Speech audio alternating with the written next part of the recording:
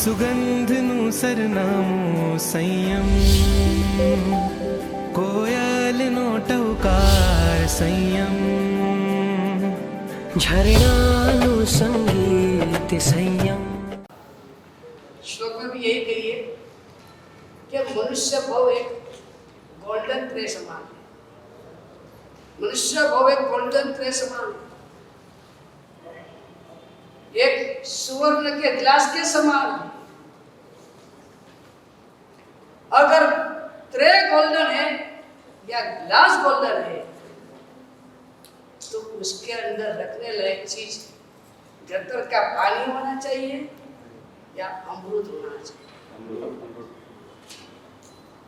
अगर गिलास सोना का है तो उसके अंदर शराब भरना चाहिए या मधुर मीठा शरबत भरना चाहिए। मेरा मानव जीवन अगर मैं वैल्यूएशन करता हूं कि ये एक सुवर्ण के गिलास के समान है तो मुझे मेरे मानव के हर एक समय हर एक पल मेरे मानव रूपी गिलास को मुझे किससे भरना चाहिए।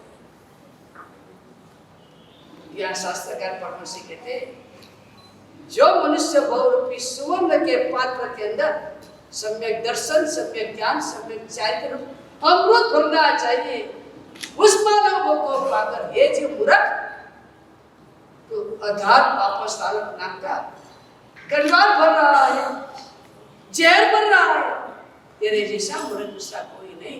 अगर छगन भाई का वो नौकर ट्रे में चप्पल लेकर आता है तो मूर्ख है, तो मनुष्य भाव को पाकर दुनियादारी के हजारों बापों जिंदगी को गंवा देने वाला महामूर्ख है।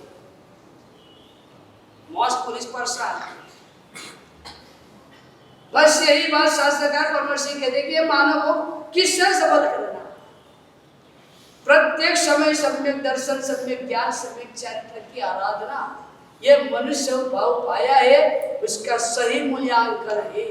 अगर ये मूल्यांकन करना हमको नहीं आया तो हमको समझ लेना चाहिए हमारे पास अक्ल नहीं। एक व्यक्ति जंगल के रास्ते से जा कौवा था, एक चमकता हुआ पत्थर उसको दिखाई दिया। उसको लगा ये कोई वैल्यूवान सुंदर कोटि का पत्थर है, मेरी वो बकरी है उसके गले पर अगर लगा तो स्वभाव गाला था उसको, पता नहीं पत्थर को ऐसे ऐसे उछालता खेलता खेलता रास्ते से जा रहा है। एक किराना के व्यापारी ने देखा, जरा तेरे पास क्या है? ये पत्थर है, जंगल से मिला, बहुत बढ़िया पत्थर है, मैं इधर रखूंगा तो अच्छा लगता है, तेरे हाथ में थोड़ा अच्छा लगता है, मेरी दुकान में शॉपिंग हो जाएगी, मुझे दे से मुफ्त में थोड़ा मफत में थोड़ा ठीक है, ले जाना 10 किलो तू चावल लेके जा। 10 किलो चावल लेके तो क्या ये पत्थर के बदले में तो क्या दे, खुश हो गया, दे दिया पत्थर, दे दिया 10 किलो चावल मिला, खुश हो गया। किराना खरीदने के लिए गांव का ज्वेलरी की शॉप वाला शेख किराना खरीदना है, उसने ये किराने के ऊपर ये क्या है? अरे वो तो एक बाला जंगल से मिला था, लेकर आया था, मैंने तो शॉपिस के ऊपर रखा है। अरे ये प्रेशियस स्टोन, ये प्रेशियस स्टोन है, उसकी कीमत अच्छी हो सकती है। ऐसा कर तू मेरे दुकान में ये लेकर आ, मैं तेरे को 1000 रुपये। वो किराने के व्यापार ने सोचा घंटा अच्छा है, 10 किलो चावल में लिया था, 1000 रुपया मिल रहा है, मोस्ट प्रॉफिटेबल बिजनेस, बहुत बढ़िया है। ठीक है, इसकी दुकान में रख दिया, 1000 रुपये में। नगर में बड़ी दुकान रखने वाले ज्वेलरी की बड़ी शॉप जिसकी थी, वो युवक उगाई करने के लिए और नया ऑर्डर लेने के लिए वही ज्वेलरी की शॉप ले गया। वही ज्वेलरी की शॉप में वही पत्थर पड़ा हुआ है। उसने पूछा ज्वेलर ये क्या है?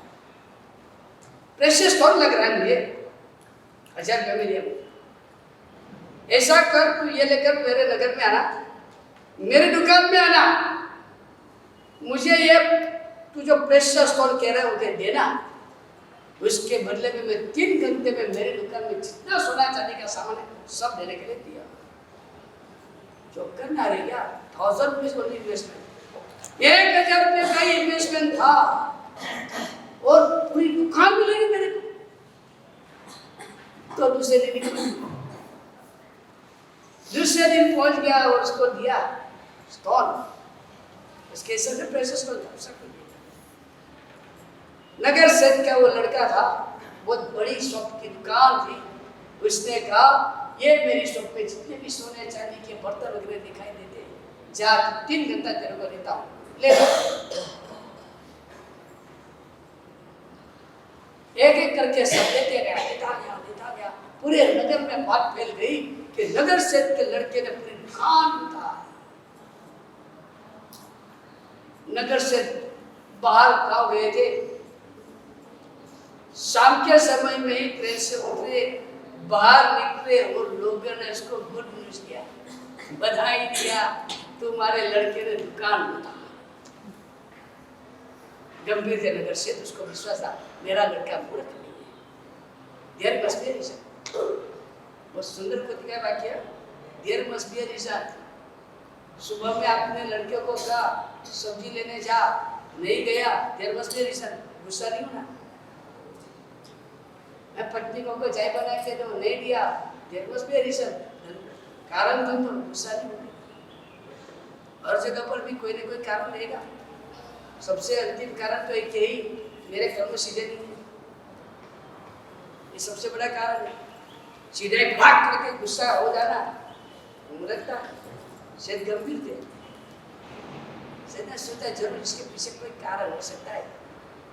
दुकान में जाके एक अपनी दुकान खाली हो गई थी। वो आदमी अभी भी दुकान में से माल लेता जा रहा है, लड़का शांति से चल रहा है, वो लेता जा रहा है। पिताजी को दुकान में प्रवेश करके वो लड़के ने देखा, लड़के ने पिताजी की नजर भी थी। पिताजी खुश थे, घर पे चले गए। लड़का भी शांत हुआ है, घर पे भोजन के लिए गए। पिताजी के सामने जिम्मे बैठा है। पिताजी ने कोई बात नहीं, अवसर पर बात होती है, अवसर नहीं पर बात नहीं। अब जिम्मे का अवसर है तो प्रसन्नता से जिम्मे का अवसर, उस वक्त टेंशन की बात नहीं। शांति से लड़के के साथ जीव लिया। जब वापस काम का रात का समय पिताजी अपनी गाड़ी पर बैठे, तब पुत्र को बोले, बेटा मुझे तेरे पर कॉन्फिडेंस विश्वास है, तेरे पर मुझे ट्रस्ट है। तूने जो भी किया होगा सोच समझ कर ही किया होगा। तू मुझे कोई पागल नहीं दिखाई दे रहा है। पूरी दुकान खाली हो गई, इतना तूने ले लिया तो जरूर इसके पीछे कोई कारण हो सकता है, और कोई कारण होगा ही। एक मेरी क्यूरोसिटी है, जिज्ञासा है कि वो कारण क्या है। तूने तो बराबर ही किया है, लेकिन मेरी एक जिज्ञासा है, कारण क्या है। लड़के ने पिताजी के सामने उसको हाजिर किया। पिताजी ने पूछा ये क्या है? पापा मुझे पता नहीं चलता है कि ये एक्चुअल क्या है, लेकिन मैं मान रहा हूँ इसके लाखों रुपए की वैल्यू हो सके, ऐसा कोई विशिष्ट प्रति का ही रत्न है, ऐसा मुझे श्योर हो रहा है। क्या एक्चुअली मुझे पता नहीं है। पिताजी ने कहा क्या है तेरे को बताऊं? क्या आने 3 दिन हो जाने, पूनम की रात आएगी, मैं तेरे को बता दूं। पूनम की रात चांदी की थाली बाहर निकाली, कहा चांदी की थाली के अंदर दूध भर लिया, गाय का दूध भर लिया, गाय का दूध भर लिया। चल आकाश टेरेस पर चल।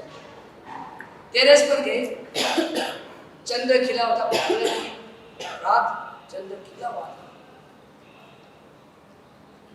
उसको दूध के बीच में रखा है, जिसको रत्न मान रहा था।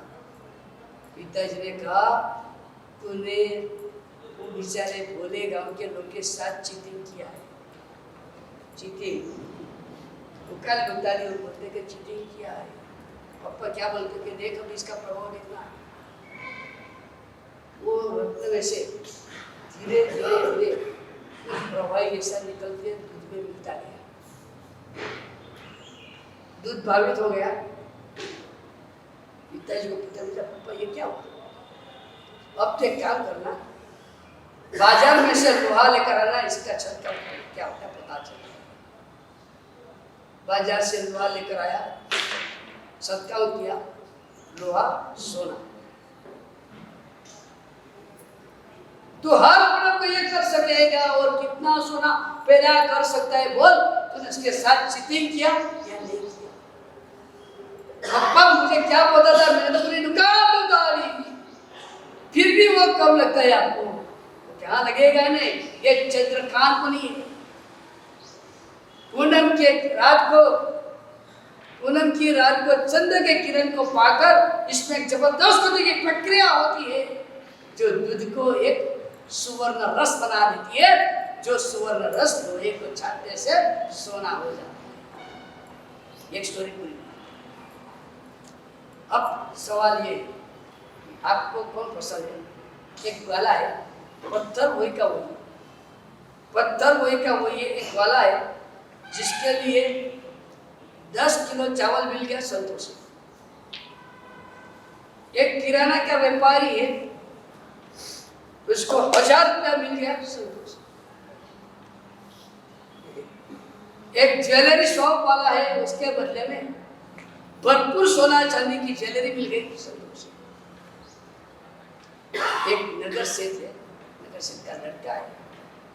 यही स्टोन को रत्न नहीं चंद्र का देवती मानकर हर पूनम को लाखों किलो का सोना पैदा कर सकता है। एक के लिए पत्थर है, एक के लिए प्रेशियस स्टोन है, एक के लिए रत्न है, एक के लिए चंद्रकांत मणि है। पत्थर वही का वही है, मनुष्य भाव वही का वही है। हमने उसका वैल्यूएशन किया। अब इसका वैल्यूएशन क्या करेंगे? एक ग्वाला की तरह वैल्यूएशन होता है, घर दुकान संभाल के बैठ जाओ, मनुष्य जिंदगी पूरी करो। ये ग्वाला की तरह 10 किलो चावल मिल गया, ग्वाला को संतोष हो गया। मेरे घर परिवार को 5-25 लाख रुपया मिल गया, ये संतोष। एक ग्वाला की भूमिका है, एक किराना के व्यापारी की भूमिका है। 1000 रुपया मिल गया, संतोष हो गया। बस ये मनुष्य भाव में लोगों में वाह मिल गई, प्रशंसा मिल गई, नाम हो गया, तख्ती पर लग गया, संतोष हो गया। एक मनुष्य जिंदगी का ये वैल्यूएशन करता है। एक करता है नगर सेठ के लड़के की तरह, ये तो रत्न समान है, हजारों सोना चांदी के बर्तन इसके द्वारा आ सकते हैं। एक सावक जीवन की भूमिका है, प्रतिदिन पूजा, सामायिक जाप, अनेक प्रकार के सुकृत करता रहो। मनुष्य जिंदगी मेरे लिए तो अनेक प्रकार की आराधना, सोना चांदी की ज्वेलरी है। एक नगर सेठ जिसको लगता है ये चंद्रकांत मणि है, ये कांत में वैल्यूएशन, इसकी कोई कीमत आप नहीं कर सकते। प्रत्येक पल आप परमात्मा की वाणी यानी चंद्र की चांदनी, मेरा हृदय चंद्रकांत मणि, भगवान की वाणी सुनी, एक प्रक्रिया हो गई। अभी मेरी प्रत्येक पल सुवर्ण रस है, मेरी प्रत्येक पल अद्भुत गति की आराधना का गोल्ड। 4 भूमिका है। एक है घर परिवार को संभाल के देखो, एक है दुनिया में कुछ काम ना करके जाओ, कुछ नाम करके जाओ, एक है सावक बन के जाओ, एक है उत्तरस्पति का चारित्र साधु बन के जाओ। यही मनुष्य को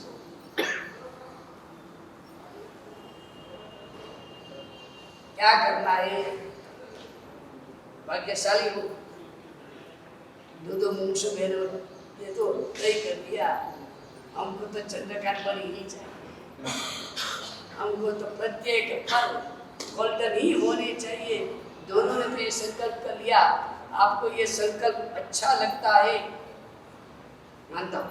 4-4 दिन 5-5 दिन आप धंधा पानी छोड़कर इधर आए हो, तो मैं मानता हूँ कि जरूर उनके दोनों के संकल्प आपको बहुत अच्छा लगा। एक पूछता हूँ, सच्चा लगा है कि अच्छा लगा?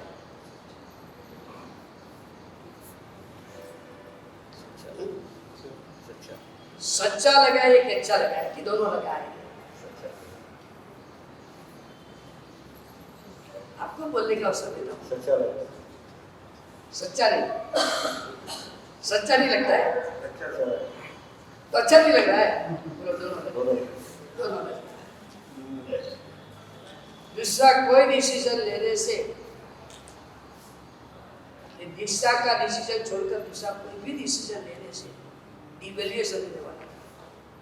आपको पता है गुजरात में 2 प्रकार की भूमिका होती है। एक गौशाला होती है, एक घोड़ाधोर पालसा होती है। में तो सब गौशाला बोलते हैं, लेकिन गुजरात में 2 भूमिका होती है। एक होता है गौशाला और एक होती है घोड़ाधोर पालसा। पांचों पर घोड़ाधोर पालसा, घोड़ाधोर इसका आपको बताता हूँ। पहले गौशाला यानी जो दूध देने वाली गायों का स्थान होता है, उसको गौशाला बोलते हैं। रोज प्रतिदिन वो गाय 5-15 लीटर दूध देती है। जो दूध देने वाली गायों का स्थान होता है वो गौशाला होता है। जहाँ अपंग, निराधार, मरने की नौबत तक बचे हुए, किसी का पैर कट गया है, किसी के पेट में कोई पीड़ा हो गई, कोई न कोई प्रकार से शरीर का कोई अंग डैमेज हो चुका है।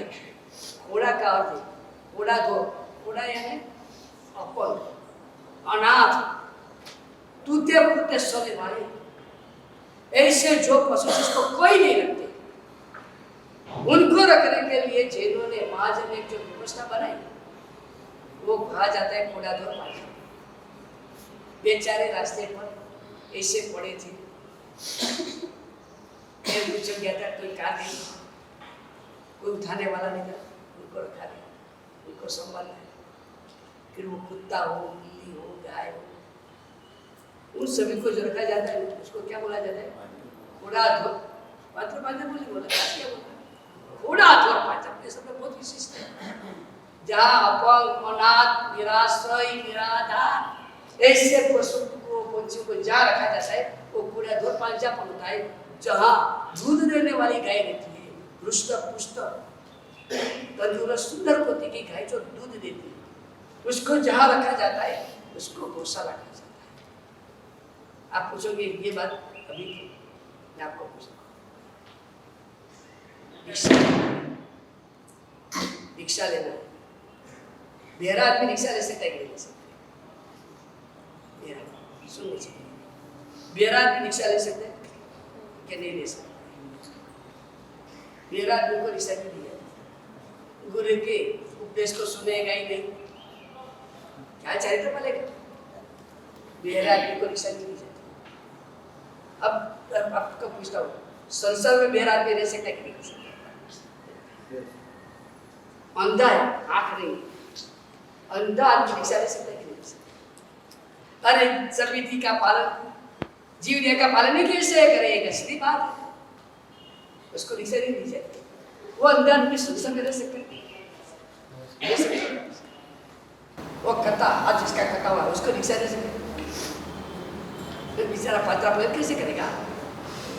उसको दीक्षा नहीं दी जाती। ऐसा भी संसार में रह सकता है? किसी को पैर का पोलिया हो गया है, पैर कट हो गया, कोई भी हो गया, उसको दीक्षा दे सकते हैं?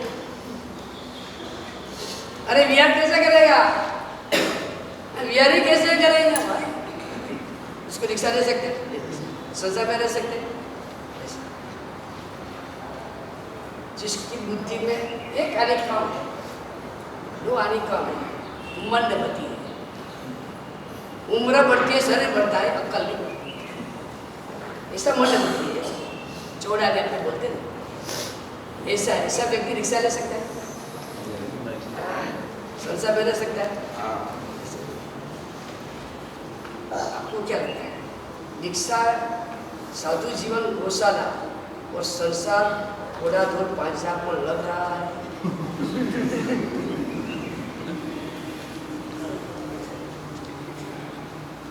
आपको लग रहा है? भाई मैं पूछता हूँ विद सीरियसनेस, गंभीरता से पूछ रहा हूँ आपको, यह संसार घोड़ा दूर पांचा पर लग है, जहाँ अंधा भी चलता है, बेरा भी चलता है, गूंगा भी चलता है, हाथ कटा, पैर कटा, मन मती सब जहाँ रहते हैं, ये सबको जहाँ रखा जाता है, वो क्या है भाई? जहाँ कान बराबर चाहिए, आँख बराबर चाहिए, जीभ बराबर चाहिए, हाथ बराबर चाहिए, पैर बराबर चाहिए, बुद्धि बराबर चाहिए, सब बराबर ही होना चाहिए। जहाँ सामान्य गोचरी रूप घास खाकर आराधना का दूध दिया जा रहा है, ऐसा साधु जीवन क्या है? बराबर समझ गया? बात समझ गया? गंभीर बात अभी आ, आप मेरी बात सुन सकते हो? मैंने जो बोला सुन सकते हो? आप देख सकते हो? आपको जीभ है, हाथ बराबर, पैर बराबर, बुद्धि बराबर, बस प्रॉब्लम नहीं है। एक सामान्य भूमिका है कि जो अच्छा दूध देने वाली गायें हैं, उसको घोड़ा और पांजा पर में रखे नहीं जाते, उनको उठाकर गौशाला में नहीं।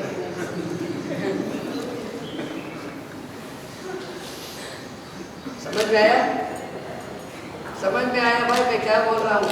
आपको पूछता हूँ, सुन सकते हो, देख सकते हो, बोल सकते हो, दोनों हाथ बराबर है, दोनों पैर बराबर है, बुद्धि ठिकाना पर है।